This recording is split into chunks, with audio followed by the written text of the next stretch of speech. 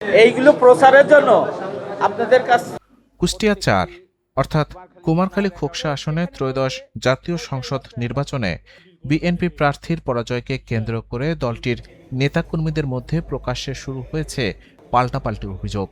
মনোনয়ন বঞ্চিত নেতা ও যুবদল নেতারা দাবি করেছেন, অযোগ্য নির্বাচন পরিচালনা কমিটির কারণেই বিএনপির প্রার্থী পরাজিত হয়েছেন। তবে অভিযোগ অস্বীকার করে নির্বাচন পরিচালনায় থাকা নেতারা বলছেন, দলের ভেতরে অসহযোগিতা ও বেইমানির কারণেই হারতে হয়েছে। বুধবার দুপুরে কুমারখালী হলবাজার সংলগ্ন উপজেলা বিএনপির কার্যালয়ে উপজেলা ও পৌর বিএনপি এবং যুবদলের ব্যানারে পৃথক সংবাদ সম্মেলন অনুষ্ঠিত হয়। প্রথম সংবাদ সম্মেলনে লিখিত বক্তব্য পাঠ করেন উপজেলা বিএনপির সাধারণ সম্পাদক মোহাম্মদ লুৎফর রহমান। আমাদের দলীয় কোন দল বলে কিছু নেই। ৩ জন নমিনেশন চেয়েছে, আমাদের সভাপতি জনাব নুরুল ইসলাম আনসার প্রামাণিক, শেখ সাদি সাহেব আর সৈয়দ মেহেদি আহমেদ রুমি। নমিনেশন তো ৩ জনের দেবে না, একজনকেই দিয়েছে। সেইটাই আমরা মেনে নিয়েছি। তার প্রমাণ নুরুল আনসার প্রামাণিক নমিনেশন পেপার সাবমিট করেছিল, কিন্তু উনি সেটা উইথড্র করে নিয়েছে। শেখ সাদি সাহেব নমিনেশন পেপার কিনেছিল, কিন্তু সে উইথড্র করে নিয়েছে। তার মানেই প্রার্থীকে মেনে নেওয়া হয়েছে।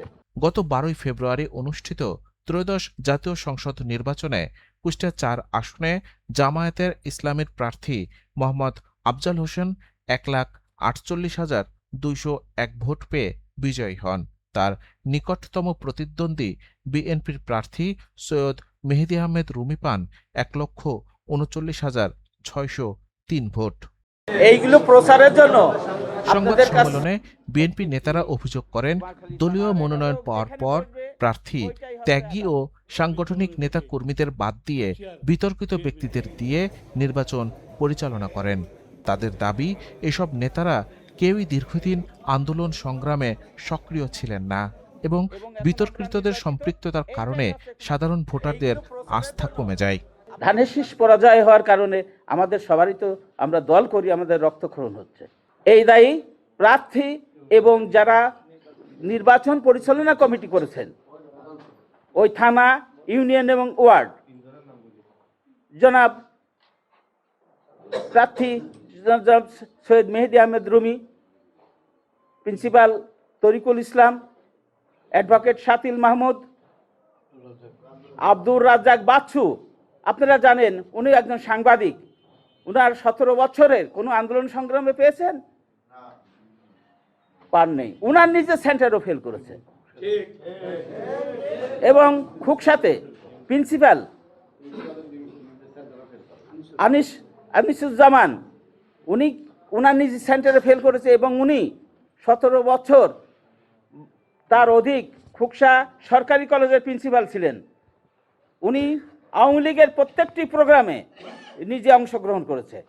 অপর সংবাদ সম্মেলনে উপজেলা যুবদলের জ্যেষ্ঠ যুগ্ম আহ্বায়ক ওবায়দুল ইসলাম অভিযোগ অস্বীকার করে বলেন, যুবদল ভোটের মাঠে সক্রিয় ছিল এবং প্রচারণার প্রমাণ হিসেবে ছবি ও ভিডিও রয়েছে।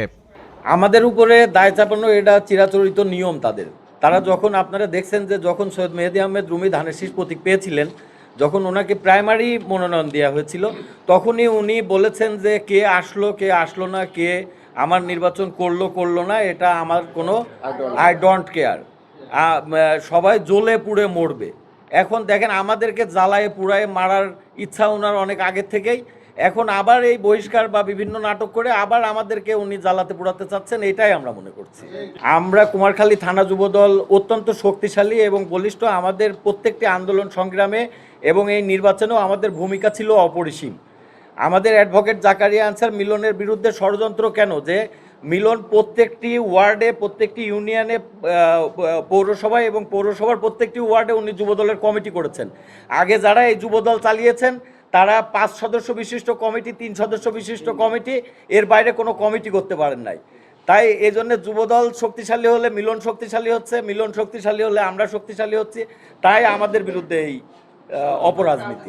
যেহেতু নির্বাচন পরিচালনা কমিটির ভিতরেই আমরা নাই, এই বিষয়টা আসলে আমাদের নখদর্পণেই নাই, দায়টাও ওদের। নির্বাচন পরিচালনা কমিটি, আমরা কুমারখালী উপজেলা যুব দলকে একটা দিনের জন্য নির্বাচন পরিচালনা কমিটির প্রার্থী কখনো আমাদেরকে ডাকে নাই। নির্বাচন আমরা দল করি, দলের সাথে আমরা নিজেদের সাথে মনে করে দলকে নিজের মনে করে আমরা কাজ করেছি। সাংবাদিকদের প্রশ্নের জবাবে উপজেলা বিএনপির সভাপতি নুরুল ইসলাম আনসার প্রামাণিক বলেন, নির্বাচন পরিচালনা কমিটি প্রার্থীকে ভুল তথ্য দিয়ে বড় ব্যবধানে জয়ের আশ্বাস দিয়েছিল। এর ফলে তৃণমূল নেতাকর্মীদের যথাযথ মূল্যায়ন হয়নি বলে তিনি দাবি করেন। যখনই মিলন সারা বাংলাদেশে একটা নাম আগামী দিন হয়তো দলের হাল ধরতে পারে, তাকে দেওয়া তাই তাকে 2 বার বহিষ্কার করা হয়েছে। সর্বোচ্চ নির্বাচন সে করেছে, মেহেদুর মির্জাতে বেশি নির্বাচন করেছে, তারপরেও তাকে বহিষ্কার করা হয়েছে কেন? এই জবাবটা তোমাদের মাধ্যমে আমরা চাচ্ছি। এবং সব ফুটেজগুলো তোমরা নিয়ে যাওয়া এগুলো আমাদের দাঁড়াও, আমাদের কুমারখালীতে বিএনপির কোনো নেতাকে কুষ্টিয়ার বিএনপি নেতা কেউ উপরে উঠতে দেবে না। এটা বুঝতে হবে। এখানে কিছু মানবতী জিনিসপত্র আছে, তারা আমাদেরকে মেনে নিতে পারে না। তবে এসব অভিযোগ অস্বীকার করেছেন নির্বাচন পরিচালনায় যুক্ত কুমারখালী উপজেলা বিএনপির সাবেক জ্যেষ্ঠ আহ্বায়ক আব্দুর রাজ্জাক। তিনি দাবি করেন, মনোনয়ন বঞ্চিতদের একটি অংশ গোপনে প্রতিপক্ষকে সমর্থন করেছেন। পরাজয়ের কারণে বিএনপির স্থানীয় নেতাদের মধ্যে এই প্রকাশ্য মতবিরোধে কুষ্টিয়া 4 আসনের রাজনৈতিক অঙ্গনে নতুন আলোচনা তৈরি হয়েছে। নির্বাচন পরবর্তী এই পাল্টাপাল্টি অভিযোগের বিষয়ে এখন পর্যন্ত জেলা বিএনপির পক্ষ থেকে আনুষ্ঠানিক কোনো সিদ্ধান্ত বা মন্তব্য পাওয়া যায়নি। Desk report, news update. একটা দিনের জন্য নির্বাচন পরিচালনা কমিটির প্রার্থী কখনো আমাদের